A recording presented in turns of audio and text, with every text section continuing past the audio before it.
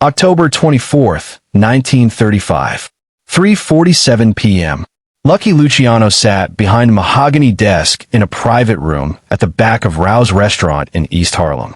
The most powerful crime boss in New York City. The man who'd just ordered the execution of Dutch Schultz the night before. And across from him sat Bumpy Johnson, 30 years old, black, from Harlem, a neighborhood Luciano now controlled after Schultz's death. The meeting had been Bumpy's idea, a bold move. Some would say suicidal. Luciano's men, 4 of them, armed, stood against the walls. Bumpy had come alone. "You got 5 minutes," Luciano said. His voice was calm, almost bored. "Then my guys escort you back uptown. And you don't come back." Bumpy didn't move, didn't blink. 5 minutes to say what? Bumpy asked. 5 minutes to accept reality. Luciano leaned back in his chair. "Dutch is dead. I control his territory now. That includes Harlem, which means you work for me. Or you leave." "Leave where?" "Harlem." The word hung in the air like smoke. Leave Harlem, the neighborhood where Bumpy had built his reputation, where he'd survived gang wars, prison, and assassination attempts, where he'd stood beside Madame Stephanie St. Clair as her chief enforcer during 5 years of war against Dutch Schultz. Leave Harlem. Luciano slid a piece of paper across the desk. "Philadelphia, Chicago, Detroit. Pick one. I'll set you up, give you connections. You can run policy banks there. Make good money, but you're done in Harlem." Bumpy looked at the paper, didn't touch it. "And if I don't leave?" Luciano's expression didn't change, but his men shifted, hands moving closer to weapons. "Then you end up like Schultz, in a bathroom, bleeding out." For a long moment, neither man spoke. Outside, East Harlem continued. Cars, people, life. Inside, 2 men, one white, one black, sat across from each other, negotiating the future of the most valuable piece of criminal real estate in America. Bumpy leaned forward, and what he said next would change both their lives for the next 40 years. To understand why this meeting mattered, you need to understand what had just happened. 24 hours earlier, October 23rd, 1935, 10:15 p.m., Dutch Schultz had been sitting in the Palace Chop House in Newark, New Jersey. He'd gone to the bathroom. 2 men walked in. Charles the Bug, Workman, and Mindy Weiss. Lucky Luciano's best killers. They shot Schultz 3 times. Stomach, shoulder, liver. He staggered back to his table, sat down, and 22 hours later, he died in the hospital. The reason? Schultz had become a problem. He'd wanted to assassinate Thomas Dewey, the special prosecutor who was investigating organized crime in New York. Luciano and the other mob bosses had said no. Too much heat. Too much attention. Schultz didn't listen. Started planning it anyway. So Luciano did what Luciano always did when someone became a liability. He removed them. And now, with Schultz dead, Luciano controlled everything Schultz had built, including his grip on Harlem. But there was a problem. Harlem wasn't like the rest of New York.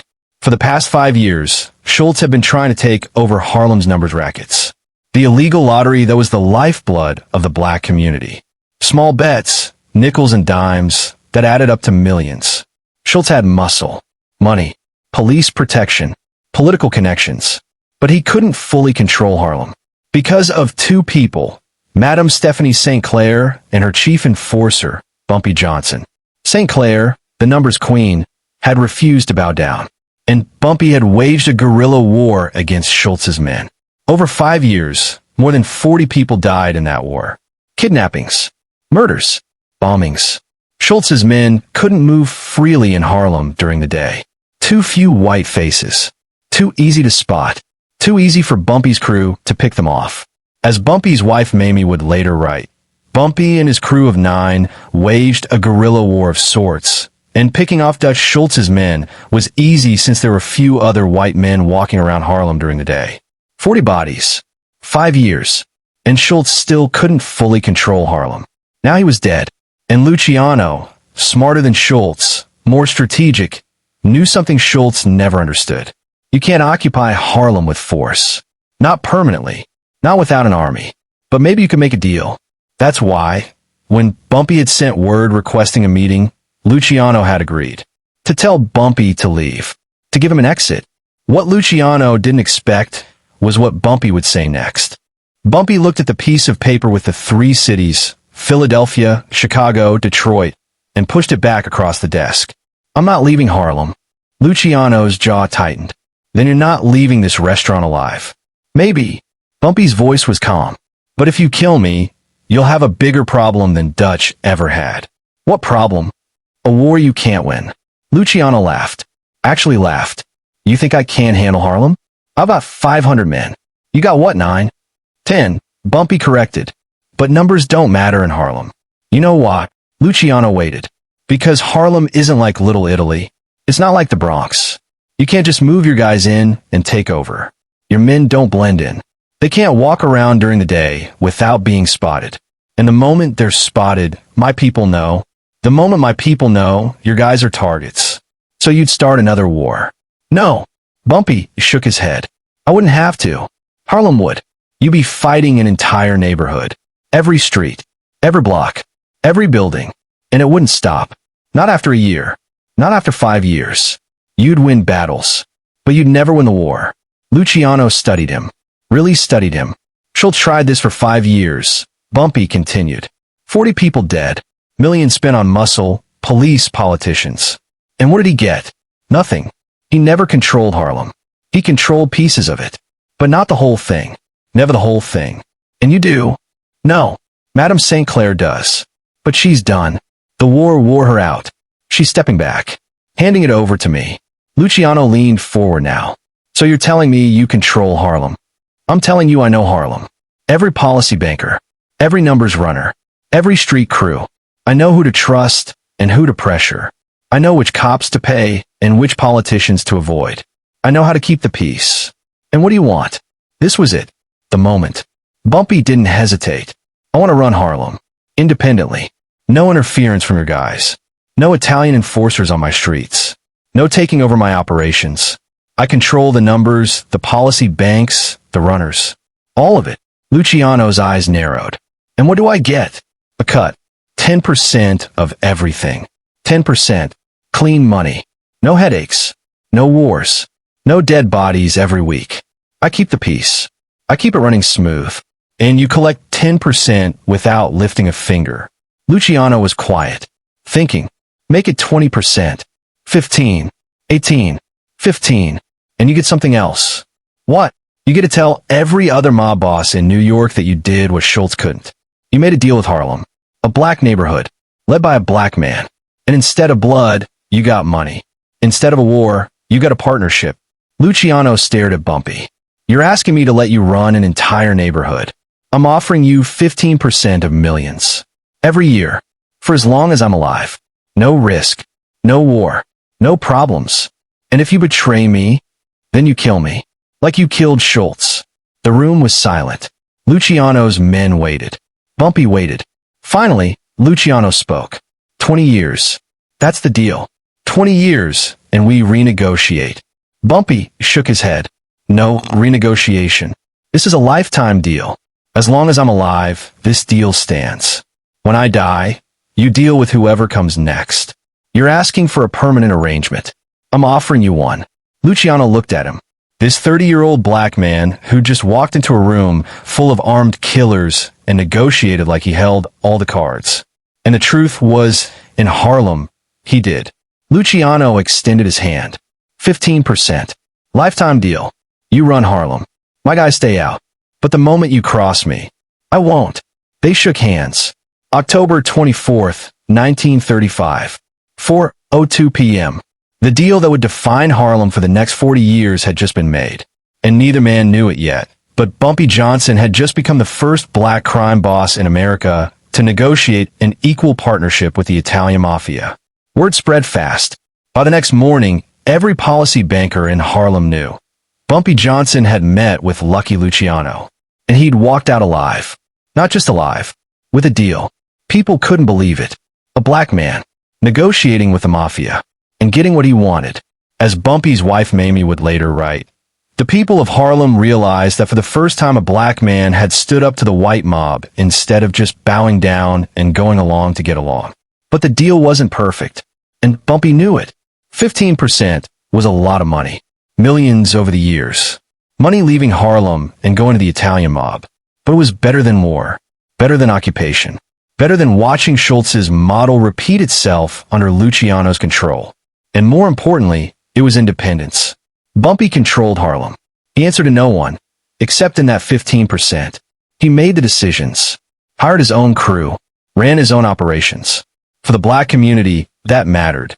Because for the first time, they had one of their own running things. Not a white gangster, not an outsider, but someone who understood the neighborhood. Someone who lived there. Someone who, despite being a criminal, actually cared about the people. Bumpy started giving back. Free turkeys at Thanksgiving. Meals for the poor. Money for families who couldn't pay rent. He paid for kids to go to college. Funded community programs. He became known as Harlem's Robin Hood. A criminal? Yes. A killer? Absolutely. But also someone who used his power to protect the neighborhood from worse predators. And Luciano? He got his 15%. Every month. Like clockwork. No problems. No wars. No headaches. It was the smartest deal he'd ever made. Here's the part most people don't know. After that first meeting, Bumpy and Luciano became friends. Not close friends. Not people who trusted each other completely. But friends. They'd meet. Sometimes at restaurants. Sometimes at the YMCA on 135th Street in Harlem. And they'd play chess. Luciano loved chess.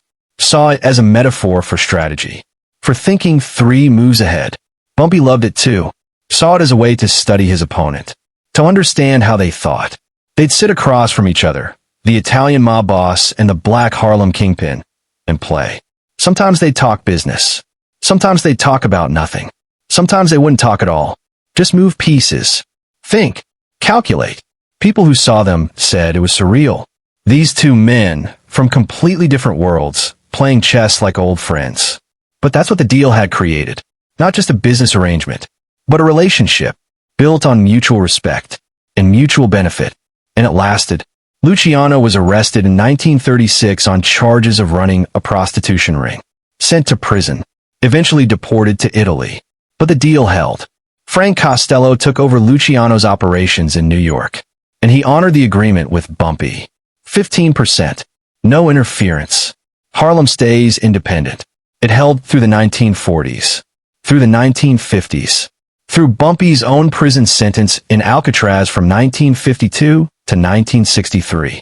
It held for 40 years. Until Bumpy's death in 1968. 40 years. Just like Bumpy had promised. Act 6, the cost. But the deal had a cost. Not just 15%, but something deeper. Because while Bumpy had independence, he was still tied to the mafia. Still paying tribute. Still, in a way, subordinate. And some people in Harlem resented that. They saw Bumpy as a hero for standing up to Schultz. For negotiating with Luciano. But others saw him as a sellout. Someone who'd traded true independence for survival. Bumpy felt it. The weight of that judgment. He told his wife once, I gave them peace. I gave them protection. I kept Harlem in black hands.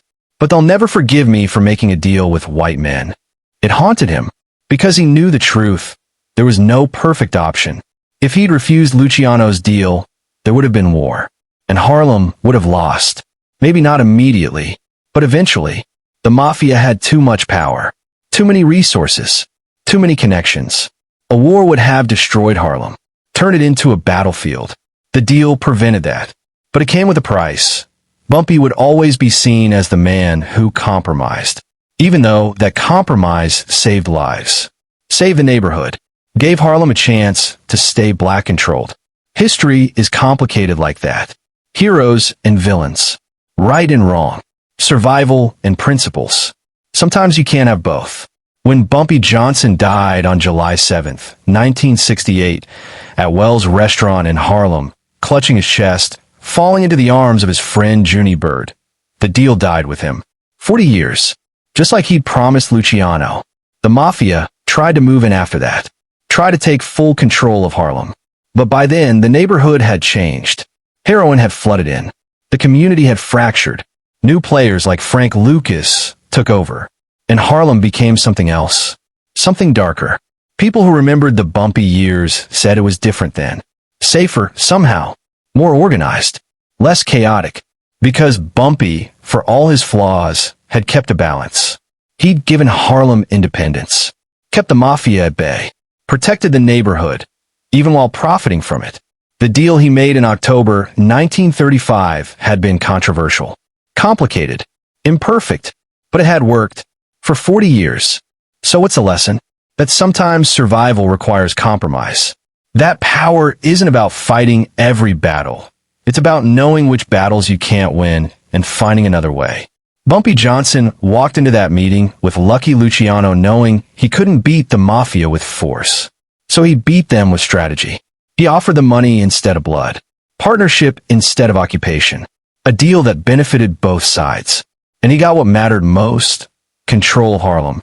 Not perfect control, not total independence, but enough. Enough to protect his people. Enough to keep the neighborhood in black hands. Enough to build a legacy that lasted 40 years. That's power. Not the kind that comes from violence, but the kind that comes from understanding what your opponent wants and giving it to them in a way that benefits you both. Lucky Luciano learned that day that Bumpy Johnson wasn't just another gangster. He was a strategist, a negotiator, a man who understood that the smartest move isn't always the most aggressive one. And Bumpy learned that sometimes the most radical act isn't resistance. It's negotiation on your own terms. 3 months after the deal, January 1936, a freezing Tuesday night, Bumpy got word that one of his policy bankers, a man named Willie Numbers Jackson, had been skimming, taking money off the top before paying Bumpy his cut, which meant Luciano wasn't getting his full 15% either. Bumpy called a meeting at the Red Rooster, a popular nightclub in Harlem. Neutral ground. Willie showed up thinking he could talk his way out of it. Maybe offer to pay back what he'd taken. Maybe blame it on a bookkeeping error. He walked in at 11:47 p.m. Bumpy was sitting in a corner booth, alone, no bodyguards visible. Willie sat down, started explaining, fumbling through excuses. Bumpy let him talk for about 90 seconds. Then he said, "How much?" Willie stopped. "How much what? How much did you steal?" Willie hesitated. "It wasn't stealing, Bumpy. It was just..." "How much?" $800. Over 3 months. Bumpy nodded, did the math in his head. 800 from Willie's operation meant roughly $120 should have gone to Luciano's 15%. "You stole from me," Bumpy said quietly. "And you stole from Lucky Luciano. You know what that means?" Willie went pale, because everyone knew what happened to people who stole from mafia. They disappeared. "Bumpy, please, I'll pay it back. Double. Triple. I swear." Bumpy raised a hand. Willie stopped talking. "Here's what's going to happen," Bumpy said. "You're going to pay back the 800, plus interest, another 800. Total, $1,600. You have 1 week." Willie nodded frantically. Yes, I can do that. And you're going to personally deliver $150 to Lucky Luciano. In cash, with a note explaining what you did, and apologizing. Willie's eyes widened. "You want me to go to Lucky Luciano? Personally?" "That's right. But he'll kill me." "Maybe," Bumpy said. "Or maybe he'll respect that you owned up to it. That you paid back what you stole plus interest. That you had the guts to face him." Willie was shaking now. "But, Bumpy..." "Willie." Bumpy's voice was steel. "You stole from the deal I made. The deal that keeps Harlem safe. The deal that keeps the mafia out of our streets. You put all of that at risk. For $800. So now you're going to fix it. Or I'm going to let Luciano's guys handle you their way. Your choice." Willie understood. There was no choice. He paid back the $1,600. Delivered the $150 and the apology note to Luciano's office himself. And Luciano, impressed that Bumpy had handled it, that the money had been returned with interest, that the thief had shown up in person, let Willie live. With a warning, steal from Bumpy again, and you won't walk out alive. Willie never skimmed another dollar. And word spread fast. Bumpy didn't tolerate anyone jeopardizing the deal. Because that deal was everything. It was what kept Harlem independent. What kept the violence down. What kept the mafia from moving in. And Bumpy would protect it. At any cost. But not everyone in Harlem saw it that way. By 1937, 2 years into the deal, some of the younger gangsters were getting restless. They'd grown up hearing stories of Bumpy's war against Dutch Schultz, of defiance, of refusing to bow down to white gangsters. And now, Bumpy was paying tribute to the mafia every month. To them, it looked like surrender. One of them, a 22-year-old named Marcus Slim Turner, started talking. Loud, in bars, on street corners. Bumpy sold us out, Slim would say. We fought Schultz for 5 years. 40 people died. And for what? So Bumpy could make a deal with the next white gangster. People listened. Some agreed. Some stayed quiet. But the talk spread. Bumpy heard about it. Of course he did. In Harlem, word traveled fast. He could have handled it with violence. Sent a message. Made Slim disappear. But Bumpy was smarter than that. Instead, he invited Slim to a meeting. At Frank's restaurant. Public. Safe. Slim showed up, wary but curious. Bumpy was already there. Eating chicken. Reading a newspaper. Sit down, Bumpy said without looking up. Slim sat. Bumpy finished his article. Folded the newspaper. Took a sip of coffee. Then he looked at Slim. You think I sold out? It wasn't a question. Slim hesitated, then nodded. Yeah, I do. Why? Because you're paying the mafia. Every month. Millions over the years. Money that should stay in Harlem. Bumpy nodded. You're right. That money should stay in Harlem. In a perfect world. So why? But this isn't a perfect world. Bumpy leaned forward. You know what would happen if I stopped paying Luciano? Slim didn't answer. He'd move in. With 100 guys. Maybe 200. They'd take over the policy banks by force. They'd cut out everyone who wouldn't work with them. They'd install their own people. And every dollar, not just 15%, but every dollar, would leave Harlem and go to the mafia. Bumpy let that sink in. Right now, Harlem makes $10 million a year on the numbers. 15% goes to Luciano. That's $1.5 million. But $8.5 million stays here. In this neighborhood. With us. Slim was quiet now. If Luciano took over, we'd get nothing. Zero.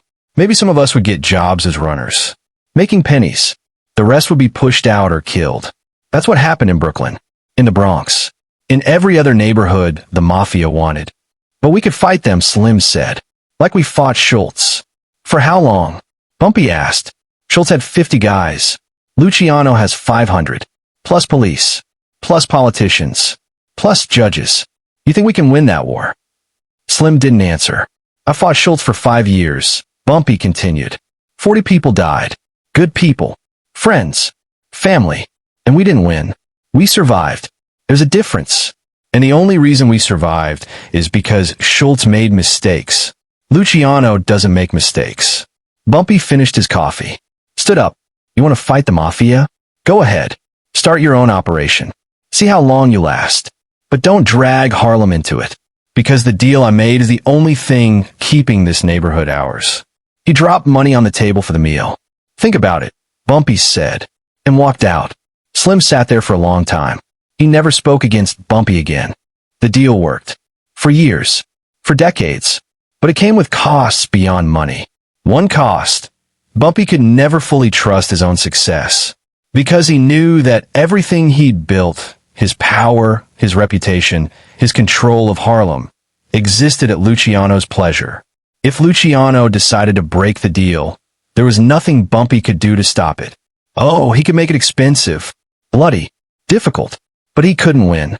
That knowledge weighed on him. Another cost. Bumpy became isolated. He couldn't be too close to the black nationalist movements rising in Harlem. Couldn't align with the activists calling for complete separation from white power structures. Because he'd made a deal with the ultimate white power structure, the mafia. And yet, he couldn't fully integrate into the Italian crime world either. He was respected, yes. But he was always an outsider. Always black in a white-dominated underworld. He existed in between, belonging fully to neither world. His wife, Mamie, saw it. She'd tell him, "You carry Harlem on your back, and it's crushing you." Bumpy would smile, say nothing. Because what could he say? That she was right? That the deal had saved Harlem, but cost him peace? That every month when he sent 15% to Luciano, a part of him wondered if he'd made the right choice? That late at night, when the city was quiet, he'd replay that meeting in his mind. wondering what would have happened if he'd said no. In 1952, Bumpy was arrested on drug conspiracy charges, sentenced to 15 years, sent to Alcatraz, the Rock, the toughest prison in America, and the deal faced its biggest test. Because with Bumpy gone, who would run Harlem? Who would maintain the arrangement with Luciano? Luciano, now deported to Italy after his own prison sentence, sent word through Frank Costello, his successor in New York. Who's taking over Bumpy's operations? Bumpy sent word back from Alcatraz. Nobody takes over. My guys keep it running. Everything stays the same. 15% keeps flowing. Nothing changes. It was a bold claim, because running a criminal empire from prison, especially Alcatraz, was nearly impossible. But Bumpy did it, through coded letters, through visitors, through trusted lieutenants like Nat Pettigrew, who kept things running on the outside. Every month, 15% still went to Costello, and Costello honored the deal, kept his guys out of Harlem, let Bumpy's people operate. For 11 years, while Bumpy was locked in a cell on an island in San Francisco Bay, the deal held. When Bumpy was released in 1963, 11 years later, Harlem threw him a parade. Thousands of people lined the streets, welcoming him home, because in his absence, they'd realized something. The deal Bumpy made hadn't been a sellout. It had been survival. And now, with Bumpy back, that survival could continue. From 1963 to 1968, the last 5 years of Bumpy's life, Harlem changed. Heroin flooded the streets. The civil rights movement reached its peak. Malcolm X was assassinated in 1965. Martin Luther King Jr. in 1968. The neighborhood was fracturing, and Bumpy tried to hold it together. But he was tired. 62 years old. A lifetime of violence and stress catching up to him. The deal with the mafia still held, but it was straining. New players wanted in. Younger gangsters who didn't respect the old arrangements. Italian mobsters who saw Harlem as vulnerable. Bumpy spent his last years navigating these tensions, keeping the peace, maintaining the deal, until July 7th, 1968. 2 a.m. Wells Restaurant. He ordered coffee, a chicken leg, and hominy grits. The waitress had just served him when he clutched his chest, fell forward. His childhood friend Junie Bird was there. Caught him, held him. Bumpy opened his eyes, smiled briefly, then closed them for the last time. Congestive heart failure, the official cause. But people who knew him said he died of exhaustion, of carrying Harlem on his back for 40 years, of living with the weight of a deal that saved his neighborhood but cost him everything else. After Bumpy died, the deal collapsed. The mafia tried to move in, tried to take full control of Harlem's rackets. But they found something Bumpy had always known. Harlem couldn't be controlled by outsiders. The neighborhood resisted. New players like Frank Lucas took over. The drug trade exploded, and Harlem became what it had always threatened to become without Bumpy, a war zone. People who remembered the Bumpy years said it was different then. Bumpy kept order, one old-timer recalled. After he died, it was chaos. The deal he made with Luciano in 1935 had been imperfect, controversial, costly, but it had worked for 40 years. And when it ended, Harlem learned what life was like without it. October 24th, 1935. That meeting between Bumpy Johnson and Lucky Luciano changed everything. Not because it was a perfect deal, but because it was a smart one. Bumpy understood something most people didn't. Power isn't about winning every fight. It's about knowing when to negotiate, when to compromise, when to give something up in order to keep what matters most. Luciano wanted control. Bumpy gave him 15% and kept 85%. Luciano wanted peace. Bumpy gave him that and kept Harlem independent. Luciano wanted respect.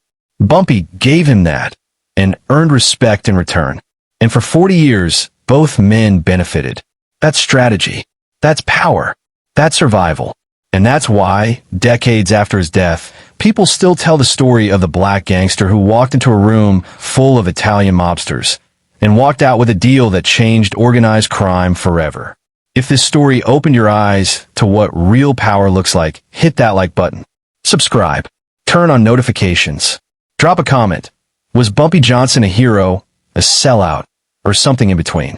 Because in Harlem, fear was a weapon, and Bumpy knew how to use it.